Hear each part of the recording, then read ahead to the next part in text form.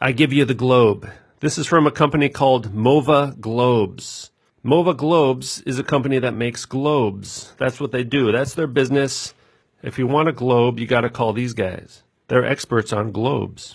On their website, you can find the history of globes. Let's see what it has to say. In the 16th century, globes became very relevant beginning in the 15th and 16th centuries. The earliest surviving globe was designed by a German geographer in 1492, just as Columbus was embarking on his journeys to the west. Yet, contrary to what you might think, globes were not initially used for navigating the seas, nor recording of new discoveries. Rather, globes were given to powerful rulers as gifts, as they symbolized their control over the lands. Well, kind of like a genderless bathroom sign, perhaps. Powerful rulers, all right? So basically, it was useless, right? The sailors could not use the globe because it was useless, all right? This is from 1492 right here, all right? While the demand for globes rose in the 17th century, the use for them largely remained the same. Small pocket globes and even larger globes developed by the British continued to serve as powerful decorative accessories and as symbols of status. Well, we got symbols again, huh? It's a symbol. Nevertheless, maps were updated and new discoveries were recorded so that many globes could still serve a practical use. Only in the 18th century did globes more widely serve practical uses, such as the recording of new discoveries and as educational tools for astronomers, for experts, right? Still not for students yet. Globes are not a household item yet. 19th century globes. This time period saw the addition of a new market for globes that is iconic in today's world, the classroom. Okay, so globes were only taught and used in classrooms from the 1800s, all right? And in fact, I believe it was the mid to late 1800s, which really is about 150 years, really. Globes have only been used by the common people for about 150 years. And nobody knew, right? The first images of the Earth from space, a really grainy, bad photo. The next one was during the Apollo mission to the moon landing in 1969. And a BBC documentary, even mainstream media has proven that to be a fraud. It was simply a transparent painting set on top of a round window or light. So it looked, and the rest of it was dark. So it looked like it would look like film footage of the Earth from space, surrounded by the blackness of space. And it was 1969. That's really when people were like, "Oh, I guess the Earth really is a globe." 1969 was the first confirmation that Earth was actually a globe, and that confirmation has now been proven to be false, using mass media to indoctrinate the masses, to brainwash people, right? So, the classroom as a place to indoctrinate children with the idea of a globe. This began in the late 1800s. Thus, many globes were made into smaller sizes for easier portability and, of course, to conform to children's needs. Children, all right? So this little globe here was a very important tool for shaping our worldview. A new idea was put into the classroom to change people's worldview at a very young age, right? To imprint an entirely new worldview based on no evidence. Probably was a good business to be in at the time, right? The globe business. We got to brainwash the masses. We need more globes. Put that thing in a classroom, everyone will believe a lie. Then make a few Star Wars movies, Star Trek, science fiction, comic books, movies. Yeah, they'll believe it. Put the globe at the beginning of every news show. Just put the globe out there as much as we can, because it doesn't actually exist, but they'll think it does. 21st century globes, all right? That's kind of where we're at now, isn't it? Flash forward to today, and globes now serve mostly as decor. Now look at this. A globe is merely a historical artifact these days. Why? Because we know it's false. We know it doesn't symbolize anything. It's a lie. All right? It's only merely a historical artifact according to the Globe Company themselves. They admit the globe is merely a historical artifact, a curiosity, a freak show. So we're going to look at this book by Alex Gleason, written in 1890, updated in 1893. Is the Earth a globe? Okay, that's kind of the second part of the book. Now, some people say that this line here, they say that this is at 33, right? But if you look closely, it has 30, here's 45, here's 60. The numbers are going up in value towards the center. So that means 33 would be right about there. So this is about 27, all right? So it is, yeah, it is right around Israel, isn't it? So I don't know. You know, this maybe does mean something, but it's not the number 33, all right? It's 27.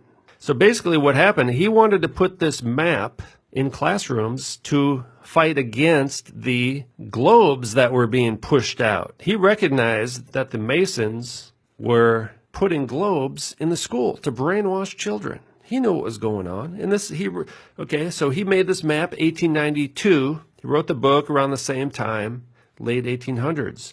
Just at the same time that they were pushing the globe down people's throats, all right, and indoctrinating helpless, innocent little children who didn't have any critical thinking skills. They just soak up whatever the adults tell them, right? I actually asked a university student once, I said, why do you believe the Earth is a globe? He said, because my teacher told me, and it said it in the textbook. That was his answer. It's hopeless, really, right? Come on, use your brain, man. So they were indoctrinating children with the globe. This guy said, hey, I want to put this map in schools instead. Let's see what he has to say about this. So right here, page 350, towards the end of the book, he's saying, a new circular map of the world and longitude and time calculator, all right? We have prepared a new map of the world as it is. The great advantage to the child or pupil are these. Okay, so this is why, this is the purpose, all right? The purpose of making this map. Now, part of it was to be used as a time chart, but really, I think that's kind of a cover, actually. He wanted it to make it look like a clock, really, right? But I think this is the real purpose, and this is what it actually says, right? The great advantage to the child or pupil are these. The whole world is before the person, with all its continents, countries, etc., in their detail and relative location. So it's a relative location. It doesn't say exact, right? Relative location, the one to the other, and so is the geography of the earth and seas established in the mind. The geography of the earth and seas and the relative location of all the different places, the basic shape of the earth and layout of the continents and seas, he wanted that to be established in the mind, especially of the child, so they'd at least have a chance to fight back against the globe. The map should hang in the house of every family in the land as well as every office or public place. The publishing company have ready a large wall map for schoolrooms and public places. The company will not only supply the United States but the world, and very soon the globe map and Mercator's projection will not be found. So he wanted to replace the globe, which was booming during that time, and also the Mercator projection. He wanted to put his map up there so people could see what was really going on. As a useful commodity, they will not exist, and if any existence of them should be preserved, it would be but a memorial of that pagan idolatry from which the nations had evolved. Globe is a pagan idol, all right? It's sad that so many people still believe in the globe. That's only been really pushed down people's throats for the last 150 years. So that means there's almost 6,000 years of human history when they didn't have the globe propaganda and they just used their common sense and their brain and they walked outside and say, hey, I'm not getting blown away by the wind. The earth must be standing still. Yeah. The hypothesis of the motions of the earth and planets around the sun were not original even with Copernicus and as has been claimed or supposed by some. According to mythological tradition, Pythagoras, the sun worshipper, was the medium through which the devil operated to bring into requisition the present godless adorations, idol, of the inventions of man. godless, I say, for such ideas as the founders of the system possessed and taught, I am safe in saying, never sprang from a divine source. It is but simply a matter of justice that I mention the source of this pagan institution. The globe comes from pagans. So what does this have to do with transgendered bathrooms? Well, it's the same thing, right? It's propaganda. And they've discovered they can brainwash entire generations within one generation, you know. If you brainwash everybody in one generation, then the worldview changes. So now they're trying to do the same thing. People do not have two genders anymore. In fact, we live in this world now. They have changed the laws, just like it said in Daniel. They'll change the laws in times. All right, so the Antichrist is working right now in the world, changing laws and times, definitions, right? Now they're changing not the shape of the earth, they're changing what it means to be human. And they're trying to tempt us into thinking we can become gods, which is what they've always done. Basically, what's going on is alchemy. There's the great hermaphrodite, all right? This is classic Freemasonic images right here.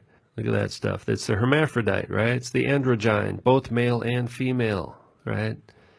This is what it's all about for these people. This is their whole deal.